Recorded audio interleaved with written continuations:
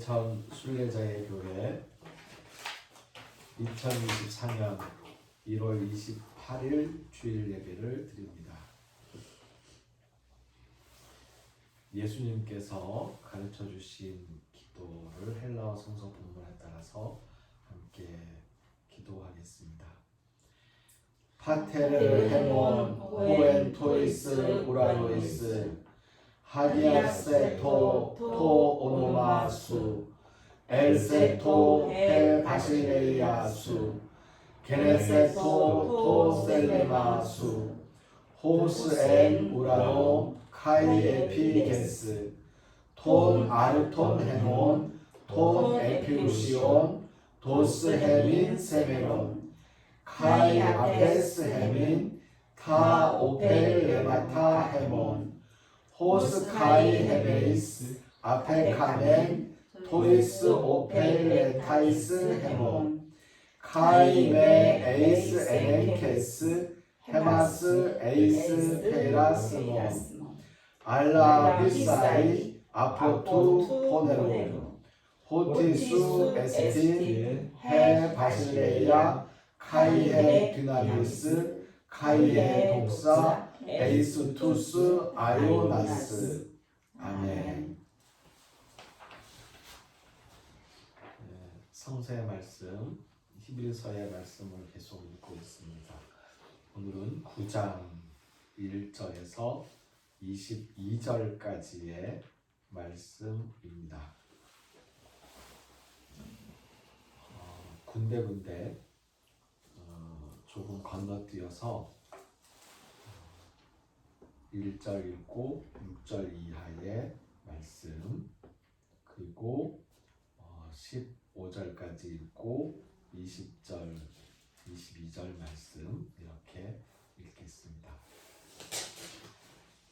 첫 언약에도 섬기는 예법과 세상에 속한 성소가 있더라.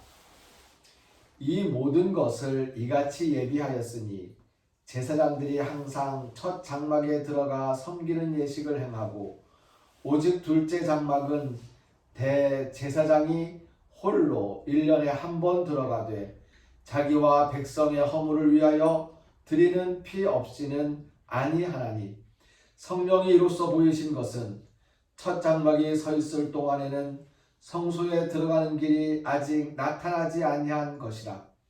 이 장막은 현재까지의 비유니 이에 따라 드리는 예물과 제사는 섬기는 자를 그 양심상 온전하게 할 수 없나니 이런 것은 먹고 마시는 것과 여러 가지 씹는 것과 함께 육체의 예법일 뿐이며 개혁할 때까지 맡겨둔 것이니라. 그리스도께서는 장래 좋은 일의 대제사장으로 오사 손으로 짓지 아니한 것 곧 이 창조에 속하지 아니한 더 크고 온전한 장막으로 말미암아 염소와 송아지의 피로 하지 아니하고 오직 자기의 피로 영원한 속죄를 이루사 단번에 성소에 들어가셨느니라. 염소와 황소의 피와 및 암송아지의 죄를 부정한 자에게 뿌려 그 육체를 정결하게 하여 거룩하게 하거든. 하물며 영원하신 성령으로 말미암아 흠없는 자기를 하나님께 드린 그리스도의 피가 어찌 너희 양심을 죽은 행실에서 깨끗하게 하고 살아계신 하나님을 섬기게 하지 못하겠느냐. 이로 말미암아 그는 새 언약의 중보자시니 이는 첫 언약 때에 범한 죄에서 속량하려고 죽으사 부르심을 입은 자로 하여금 영원한 기업의 약속을 얻게 하려 하심이라.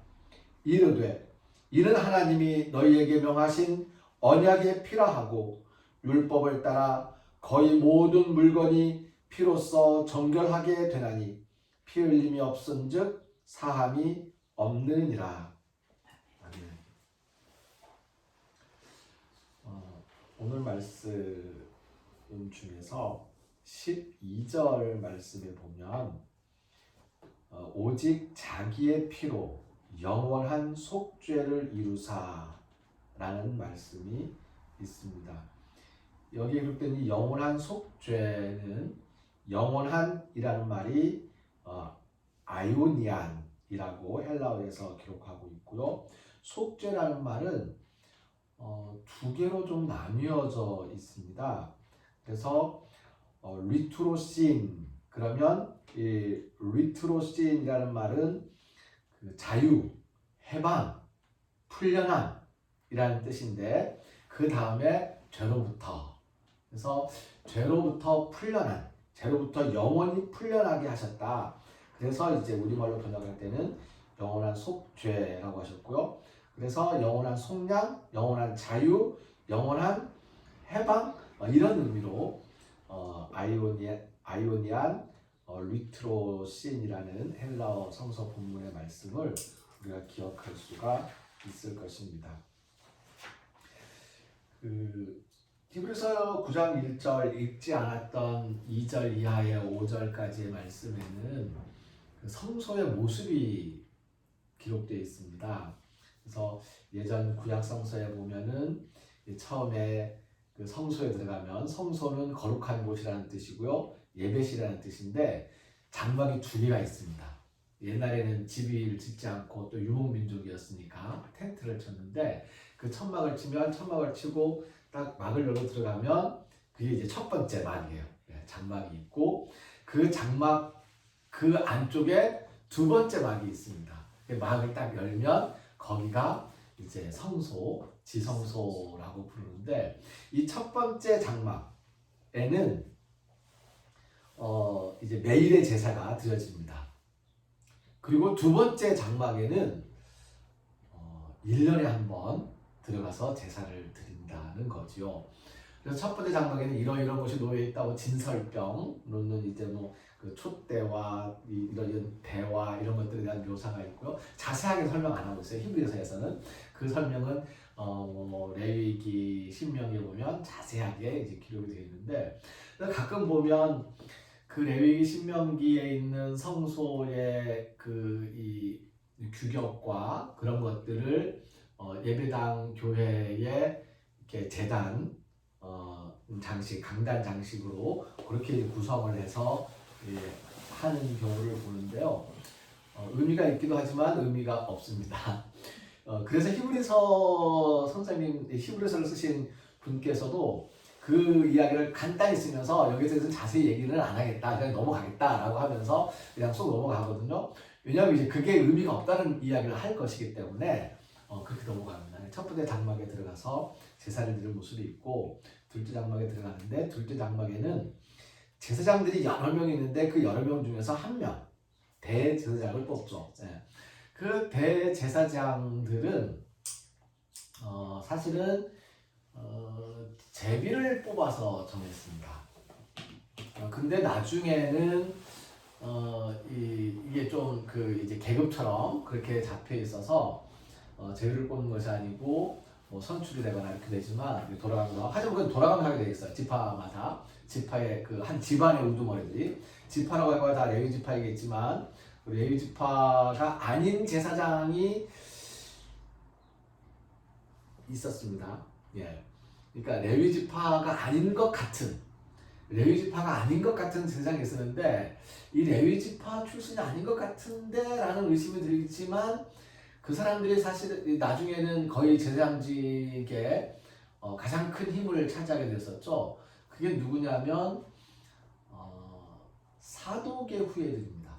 다윗 때에 레위 지파들은 사사기 시절에 여기저기 흩어져 있었어요. 흩어져서 어떤 경우에는 한 집안에서 자기가 좀 여력이 되면 레위 지파 제사장을 한 명 모셔다가 우리 집에서 우리 집 속죄해주고 우리 집을 위해서 기도해달라고 하면서 자기 집에 제사장을 모셔놓고 내가 먹일 테니까 제사장을 지급정성으로 모시면서 그 집안의 제사장을 하는 그런 제사장도 있었습니다. 그러다가 이제 또 어떤 경우에는 한 지파의 제사장, 그래서 이 레위라는 이 지파 제사장들이 막 흩어져가지고 있는 바람에 나중에는 이게 혈통상 이게 레위 지파가 분명하냐 하는 게 좀 의심스러운 상황도 벌어지기도 합니다.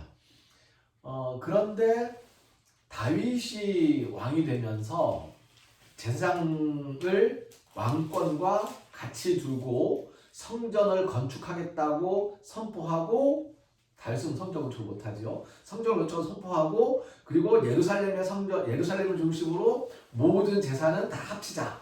그래서 예루살렘에서 제사를 드리면서 가정에서 드리던 가정 제사들을 이제 못하게 한 거죠. 가정에서 제사를 드리던 제사장들은 이제 갈 곳이 없어지는 거죠. 그렇게 하면서 이제 예루살렘 제사장으로 다 편입이 되기 시작을 하는데, 그때 다윗이 했던 일 중에 큰 일 중에 하나가 민족 대통합이었어요. 그래서 다윗은 그 지역에 있었던 팔레스틴 지방에 있는 사람, 지금 한참 이 전쟁 중인 이 팔레스틴 사람들, 그 지역의 원주민들도 이제 등용해가지고 요직에 앉히기 시작합니다. 그런 와중에 사독이라는 사람을 등용을 해요. 이 사독이라는 사람을 등용해서 이 사독이라는 제사장이 왕립 제사장이 됩니다. 왕이 세우는 국가 제사장이 되는 거죠. 그래서 사독을 통해서, 그러니까 말하자면 행정부서로 얘기하면 종교 담당 장관, 종교 장관, 기독교 장관, 이게 제사 장관, 제사직 장관 형태로 이제 사독을 임명을 해요. 그래서 사독이 그 제사업무를 담당하면서 사독이 이 모든 옛날 그 기록에 따른 그 규격대로 이렇게 뭐 성소의 규격도 이제 갖추려고 하고 설계도 하고 그렇게 하게 되거든요. 사람들을 고용해가지고. 그 사독이 레위의 정통 후손이 아닐 수도 있다라는 추측이 나오거든요. 그리고 그 사독의 후예들이 사두개파의 기원입니다. 예. 그래서 그래서 그 사람들은 철저하게 세습을 통해서 제사장직을 대물림하고, 그러면서 그렇기 때문에 특히 하나님의 영이 임하였다라는 그 영적인 신들림, 성령 강림과 그 성령 강림에 의해서 예언을 이야기하는 것을 철저히 발견을 합니다. 왜냐하면 그 사람들은 이 대물림을 해야 되기 때문에 이 자식들에게 제사장직을 계속 대물림하면서 그 예루살렘 성전을 지키는 그 사독 제사장의 후예들로서 계속 이걸 이어가려고 하면 영이 임했든지 임하지 않았든지 제사장으로 생각해야 되니까. 그래서 사두개파 사람들이 부활을 믿지 않는 겁니다. 영적인 존재에 대한 믿음을 갖고 있지 않았기 때문에 부활을 믿지 않았던 거예요. 바리새파 사람들은 달랐었죠. 아무튼 그런 이제 상황이었었고요. 근데 대제사장들만 1년에 한 번씩 들어갈 수 있는 지성소. 그러니까 구분하자면 이렇게 생각하면 돼요. 우리가 여기에서 예배를 드리잖아요. 여기에 우리가 제사장들이 되어서 예배를 드린다고 생각하면 되고, 대제사장이 따로 구별된 성소에 올라가서 이제 제사를 드린다라고 생각하면 됩니다. 근데 여기서 드린 예배는 일상적인 제사예요. 뭐 이런 일이 있습니다. 또 이렇게 해주십시오 하고 보복도 물고 그렇게 하는 건데, 성소에서 드리는 그 제사는 속죄를 위한 제사입니다. 내 죄를 용서해 주십시오 하는 속죄를 위한 제사를 성소에 드리는데, 그거는 대제사장이 했다는 거죠. 그게 이제 옛 언약, 그러니까 구약시대 옛날에 그렇게 했다, 옛날에. 그래서 옛날에 그렇게 했던 일을 설명하면서 이제 우리는 어떻게 하느냐, 예수님께서 죄도 없는데 십자가에 달려서 죽으시면서 피를 흘리실 때에 하셨던 말씀이 죄를 용서해달라는 거였어요. 그러니까 저 사람들의 죄를 용서해달라고. 나를 죽이는, 죄 없는 나를 죽이고 있는, 죄 없는 나에게 창을 찌르고 죄 없는 나에게 그 못을 박는 저 사람들을 용서해달라고. 그리고 같이 달려있는 그 강도들에게도 당신이 나와 함께 낙원에 갈 거라고. 이 말씀이 죄도 없는 분이 십자가에 못 박혀서 돌아가시면서 자기를 못 박는 사람들을 용서하신 그 용서가 이 온 인류에 대한 하나님의 속죄 제사로서 히브리서 기자는 받아들이고 정리해 놓은 거예요. 그러면서 고백하는 게 뭐냐면, 대제사장들은, 옛날에 대제사장들은 1년에 한 번씩 성소에 올라가서 자기의 죄를 용서해 주십시오, 그리고 백성들의 죄를 용서해 주십시오, 이 속죄 제사를 드리는데, 이게 1년에 한 번, 1년밖에 효험이 없고, 그리고 1년밖에 효험이 없지만 동시에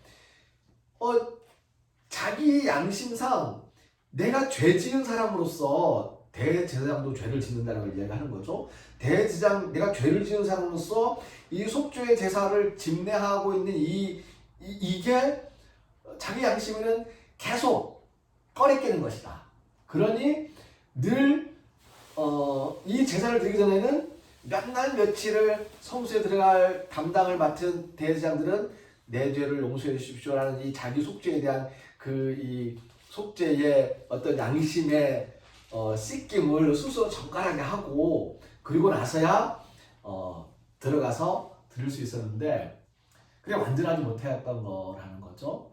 근데 예수님께서 자기의 피를, 대제사장들은 피를 이제 그 송아지 피를 흘리고 암송아지의 죄를 뿌리고 그러면서 그 피를 흘리고 이 사람의 죄를 이 피가 감당합니다. 이 사람의 피를 이 양의 피가 감당합니다. 이 사람의 죄를 이 송아지의 피가 감당합니다. 이렇게 하면서 피를 흘리고 그 피를 뿌려서 속죄의 예식을 행했는데, 예수님께서 자기의 몸에 피를 뿌리면서 속죄의 십자가를 지셨으니, 그리고 복음서의 기록에 따르면 히브리서가 복음서보다 먼저 쓰여졌는지 나중에 쓰여졌는지는 좀 더 고민을 해보기로 하고요. 복음서에 따르면 예수님께서 십자가에 달리시고 숨이 끊어지던 그 순간에 바로 아까 얘기했던 첫 번째 장막과 두 번째 장막 사이에 있었던 그 막, 그 지성소의 막, 그 휘장이 찢어져 버렸어요. 성전의 휘장이 찢어져 버렸어요. 그래서 이제 그 이후로는 대제사장이 대표로 속죄하고 대표로 속죄 제사를 드리는 것이 아니고, 누구든지 예수님의 십자가의 피로 내가 죄를 용서받았습니다 하는 것을 믿는 사람들은 누구든지 자기 스스로 대제사장이 되어서, 자기 스스로 제사장이 되는 것이 아니고요, 자기 스스로 제사장만 되는 것이 아니고, 우리가 대제사장이 되어서 한 사람 한 사람이 모두 다 대제사장이 되어서 하나님을 만나고, 직접 만나고 하나님께 직접 이야기하고, 그렇게 속도 털어놓고 할 수 있는 그러한 새 언약이 예수님 이후에 주어졌다라고 하는 설명을 지금 히브리서 9장에서 하고 있습니다.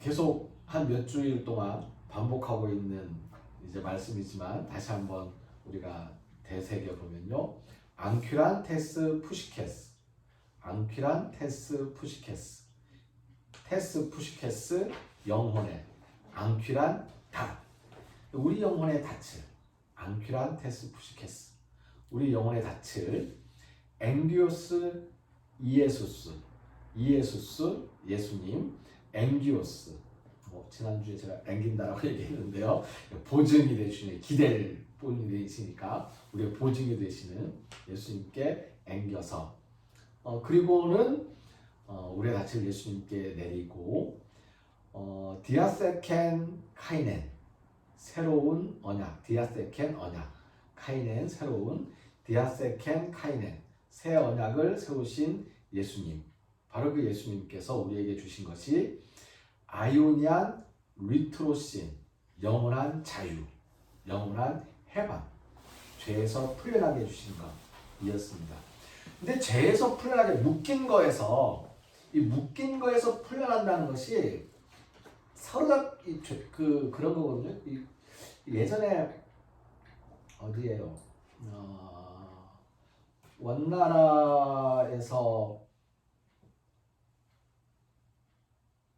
그 고려의 백성들을 잡아갔죠.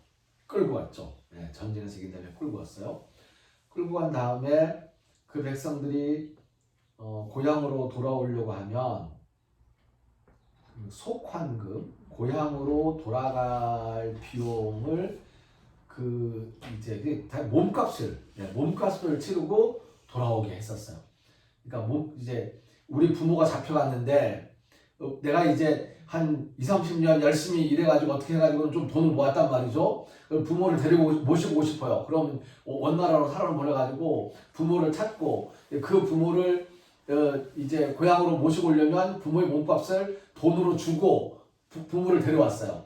그러니까 그 속한그라고 했었는데 그거를 이제 몸값을 치르고 데려온 거잖아요. 노예들도 마찬가지로 몸값을 치르고 그 사람에게 자유를 주기도 하죠. 그래서 그런 것처럼 우리가 어딘가에 묶여 있을 때 그 묶여 있는 것에서 풀리려고 하면 몸값을 치르는 거예요. 값을 치르는 거죠. 죄의 값을 치르는 거죠. 우리가 죄에게 묶여 있었을 때에 우리를 풀려나게 하려면 이제 값을 치르는 거죠. 그게 옛날에는 어린 양의 피로 그렇게 했었는데 새 언약을 세우신 예수님께서는 내가 피를 흘렸으니 됐다. 내가 피를 흘렸으니 됐다. 내 피로 되지 않았느냐?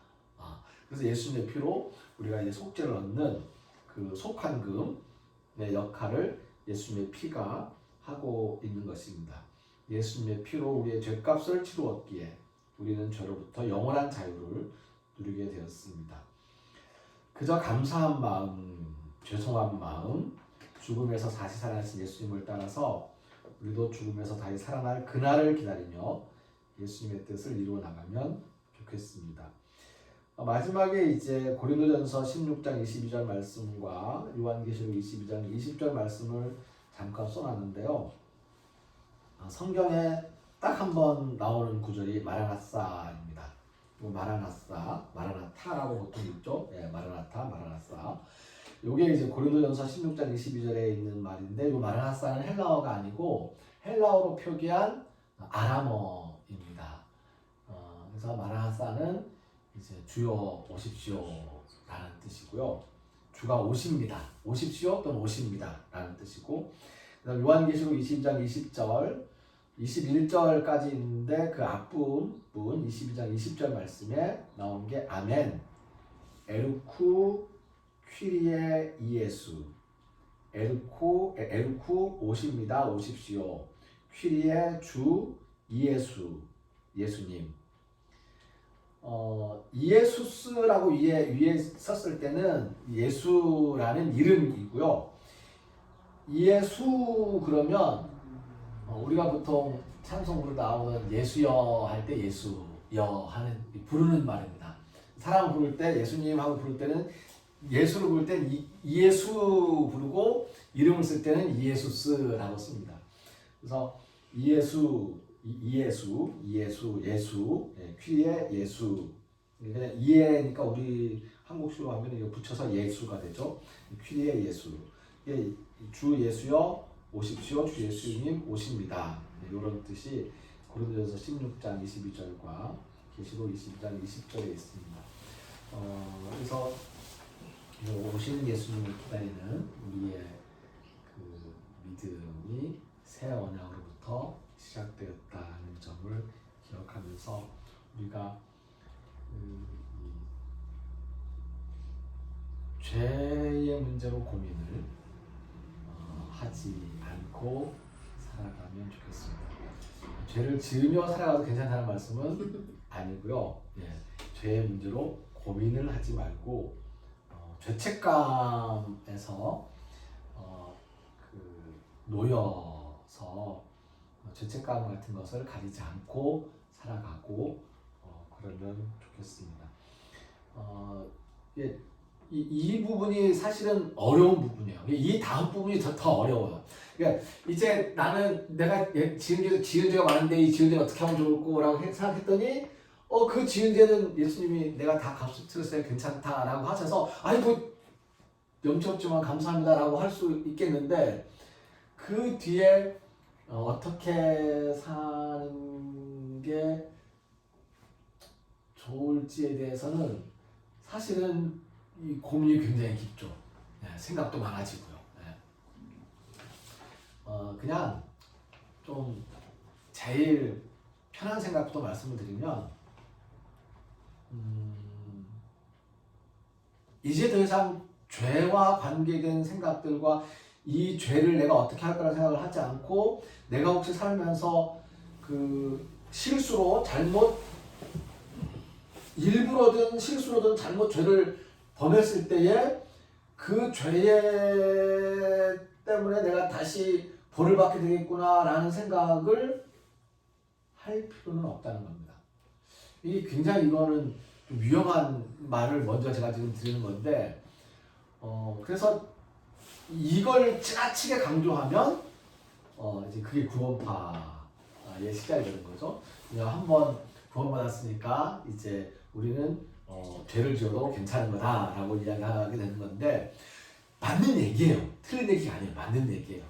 거기서부터 출발을 할 수 있습니다. 그리고 이제 그 반대 끝에서는 이제 깨끗하게 됐으니까 다시는 더럽혀지지 않게 하기 위해서 매일매일 우리가 죄 짓지 않기 위해서 노력을 해야 된다 라고 이제 강조를 하는 데까지 가는 거죠. 다시 한번 씻을 수 없는 죄, 근데 이게 모순이 되는 게 예수님의 피로 씻었는데 씻을 수 없는 죄가 발생한다는 이야기하기가 어렵지만 그거는 딱 한 가지밖에 얘기하는 거 없죠. 이제 나는 예수님이 나를 내 죄를 씻어줬다는 걸 나는 이제 못 믿겠어 라고 이야기하는 것, 그 이야기, 내가 예수님 다시 나를 데리러 온다는 걸 나는 이제는 못 믿겠어 라고 하는 그 이야기가 씻을 수 없는 죄라고 표현할 수 있는데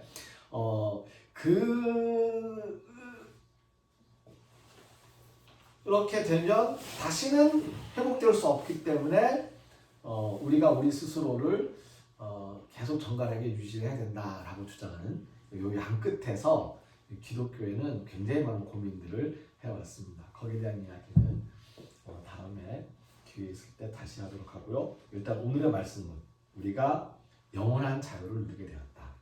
영원한 자유. 1년에 한 번짜리가 아니고 일주일에 한 번짜리가 아니고 하루에 한 번짜리가 아니고 영원한 자유.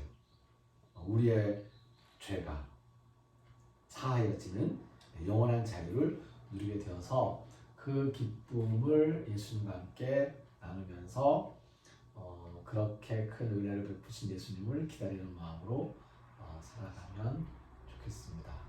그래서 우리 기독교가 늘 2000년 동안 외쳤던 이야기가 마라나타였었거든요. 예수님 오십시오. 예수님을 기다립니다. 근데 언제부터인지 예수님을 기다린다는 이 표현이 교회에서 많이 사라지고 있습니다. 예수님을 기다립니다 라고 이야기하면서 예수님을 기다리는데 예수님이 이제 언제 온다는 얘기를 나한테 계시해 줬습니다라는 이야기와 같은 거짓말들은 우리가 현혹될 필요 없고요. 다만 이거죠. 예수님은 오십니다. 예수님은 우리를 기다립니다. 오늘 오셔도 괜찮습니다. 근데 억만 년 뒤에 오셔도 우리는 여전히 기다리겠습니다. 요 이제 기다림에 대한 고백을 우리가 할 수 있으면 좋겠습니다. 기도드립니다.